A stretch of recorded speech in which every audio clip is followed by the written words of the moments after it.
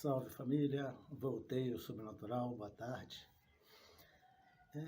Antes de começar os trabalhos, eu queria expor algumas situações para vocês sobre a vinda de Cristo e a graça prometida. Eu vou ler um texto primeiro para ser mais objetivo. É chamada de dispersão da graça por causa da abundância da graça trazida por Jesus. A dispensação da graça pode ser também chamada de dispensação do Espírito Santo, por causa da promessa de abundância do Espírito, a ser derramada sobre aqueles que crescem. Jó 7, 38 e 39. O que aconteceu? Jesus veio para os judeus, para as ovelhas perdidas de Israel. Por isso que dizem que Jesus veio para resgatar muitos, para o resgate de muitos, não de todos, mas de muitos. Então, inicialmente, ele veio para ovelhas perdidas de Israel. Como as ovelhas perdidas de Israel o rejeitaram, e a promessa era que seria eleitos 144 mil. Era 144 mil, mas não pôde juntar esse número porque os judeus, né, as ovelhas perdidas, o rejeitaram. Então ele estendeu, houve a dispensação da graça. A dispensação da graça foi o período da morte de Cristo até o ano 70. O que era isso? Ele veio primeiro para os judeus. Então aqueles que creram receberam o Espírito ainda em vida, através da fé. A partir da morte e ressurreição de Cristo, Paulo que veio pregando para os gentis, porque os apóstolos pregavam para os judeus. Só que com toda a pregação dos apóstolos, muitos judeus ainda não aceitaram a Cristo e continuaram ainda a prática da lei, o rejeitaram. Então, Paulo começou a pregar para os gentis, né, trazendo as boas novas para os gentis da salvação. E aqueles que creram em Cristo, os gentis que creram em Cristo, também foram salvos, a exemplo dos judeus. Então, até o ano 70, Paulo conseguiu converter, através da fé, Paulo conseguiu chamar os gentis para a fé, para que eles também fossem salvos ao exemplo dos judeus. Nós precisamos entender que Jesus sempre falou: você não teria vindo a mim se o meu Pai não o enviasse. Por que chamam de escolhidos? Porque era Deus que escolhia. Deus escolhia aqueles que deveriam ser salvos. E o que ele fazia? Ele dava o dom da fé. Ele dava o dom da fé para o escolhido. E através desse dom da fé que ele dava, o judeu ou gentil tinha fé em Cristo e assim alcançava a salvação. Por isso que Cristo disse: das ovelhas, daqueles que me deste, nenhum se perdeu, a não ser o Judas, né? Então, o que acontece? Todos que Deus mandava para Jesus era através da fé. E quem dava esse dom da fé não era Paulo, não eram os apóstolos, era Deus que dava o dom para que ele tivesse a fé em Cristo e se salvasse. Então, muitos gentis foram salvos, a exemplo dos judeus, através da fé. Só que essa dispensação da graça, esse derramamento do Espírito, que foi através da fé, naquele tempo, né, até o ano 70, foi para os gentis, foi para os judeus, foi para os gentis, mas isso cessou no ano 70, porque no ano 70 tudo se cumpriu. Houve o Apocalipse. Gente, o Apocalipse, muita gente cria como eu diria, um show de Hollywood. Não é nada disso. O pessoal viu muito filme de Hollywood e começa a deslumbrar, como se fosse um filme, não é nada disso. Hoje você vê filmes aí que não é arrebatamento do espírito, eles rebatam o corpo com tudo, não fica nada. É uma coisa muito louca. E isso é coisa de Hollywood. Hollywoodiana, como se dizem. O Apocalipse foi a justiça, o juízo de Deus sobre Israel. Israel foi cercado, ficou muito tempo cercado, houve fome, houve... Gente, é tanta coisa ruim que aconteceu naquele tempo em Jerusalém, que se eu falar aqui, o vídeo cai. Então, se as pessoas quiserem se aprofundar e conhecer realmente o que aconteceu, e vocês vão ver que realmente foi o Apocalipse, foi aquele juízo que houve em Israel, onde houve a destruição do templo, basta vocês adquirirem o livro de Flávio Joséfo. Flávio Joséfo, ele viveu no primeiro século, daquela época lá, e ele, o que ele fez? Ele relatou tudo o que aconteceu. E se vocês pegarem o livro de Flávio Joséfo e folhear o livro ali e ler, vocês vão ver, vocês vão ficar estarrecidos com as coisas que aconteceram ali. Por isso que Jesus fala, né? Ai das que estiverem grávidas naquele tempo. Gente, é coisa absurda, de gente morrendo de fome, de sede, ninguém podia ser enterrado, porque ninguém tinha força para enterrar ninguém. Gente, foram meses e meses de cerco, de fome, de sede. Ninguém saía, ninguém entrava. E por ter sido na festa da Páscoa, a cidade estava cheia de judeu.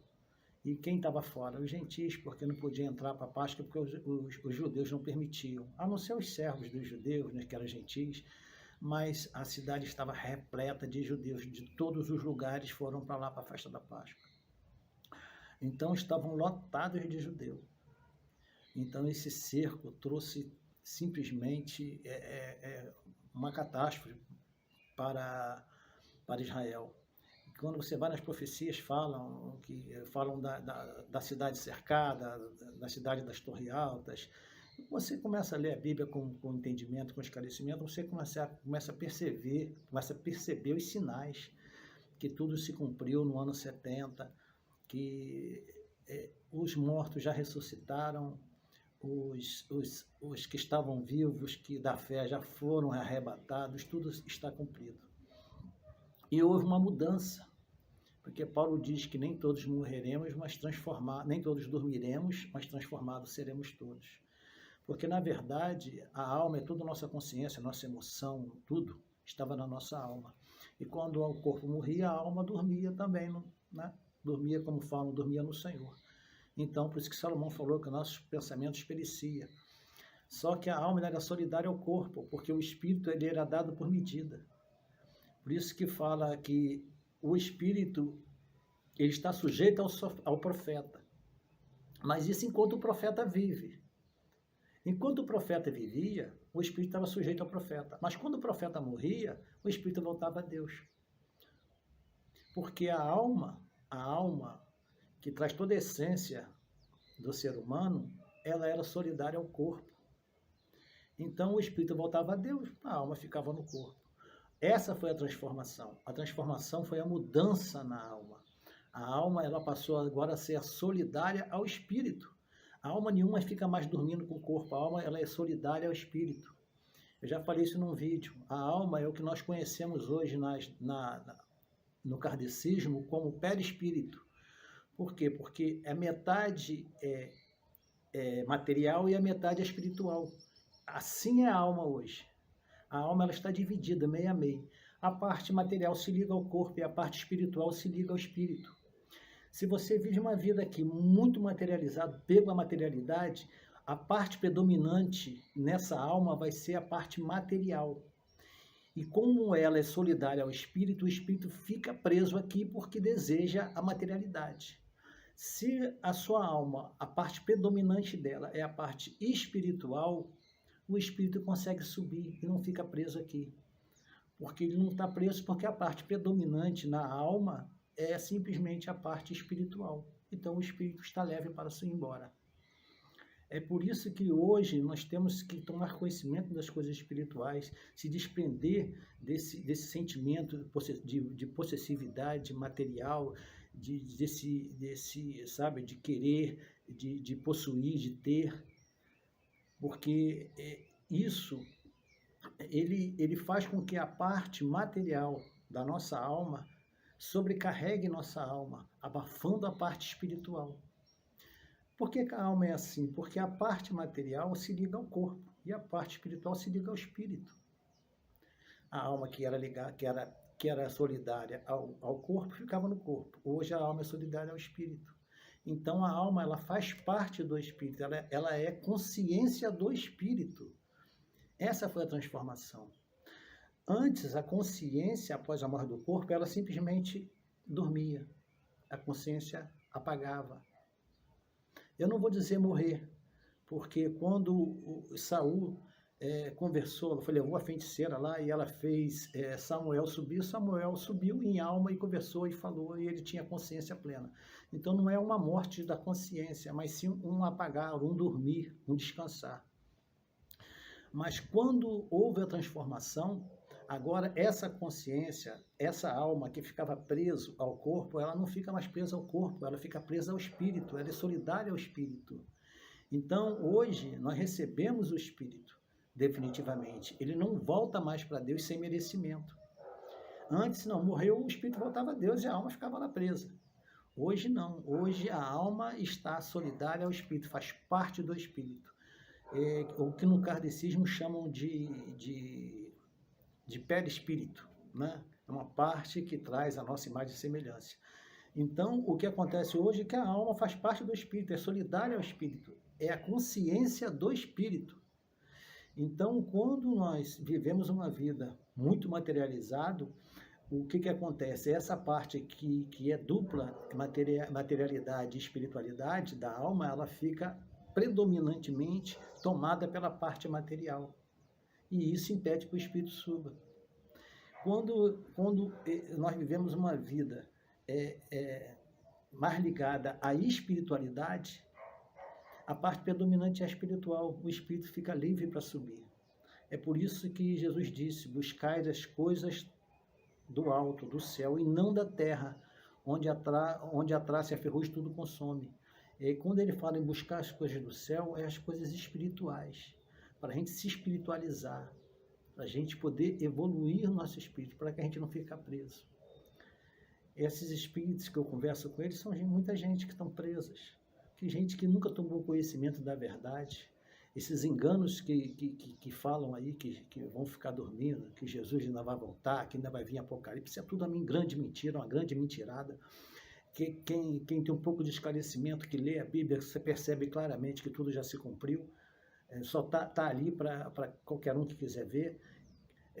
Quem anda pregando aí a graça, essa graça já terminou no ano 70, não é mais assim. Hoje nós temos que evoluir através de reencarnações, evolução espiritual, até a gente alcançar um nível que a gente possa subir de degrau dentro da espiritualidade. É através da evolução espiritual.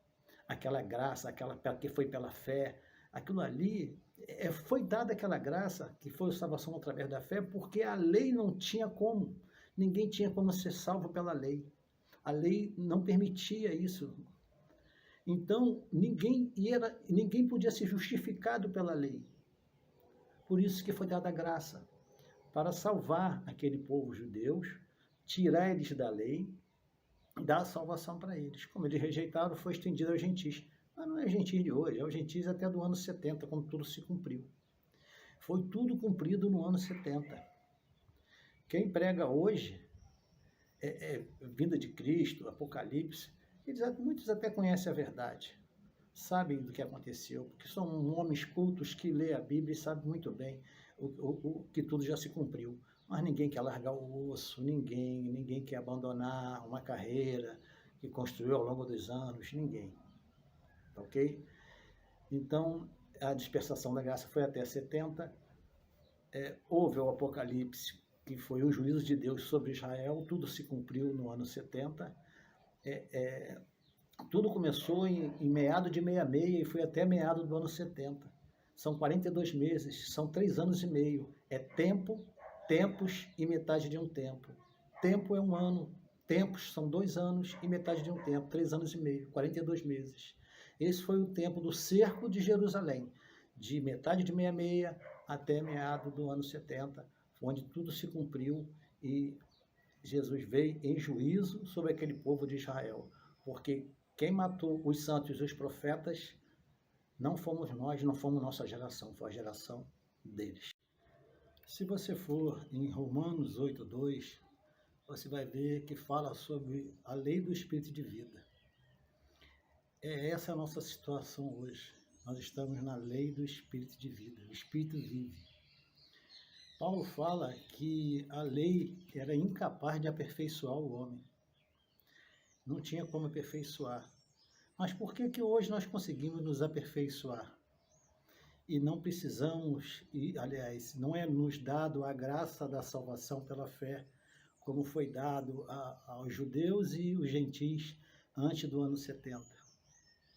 Porque nós temos uma coisa hoje que eles não tinham naquela época. Lembrando que a alma, a nossa consciência, todo nosso ser era a alma, e a alma estava solidária ao corpo. Morrendo o corpo, a alma permanecia junto. E hoje nós somos solidários, a nossa alma, nosso ser, nossa consciência é solidária ao espírito, a consciência espiritual.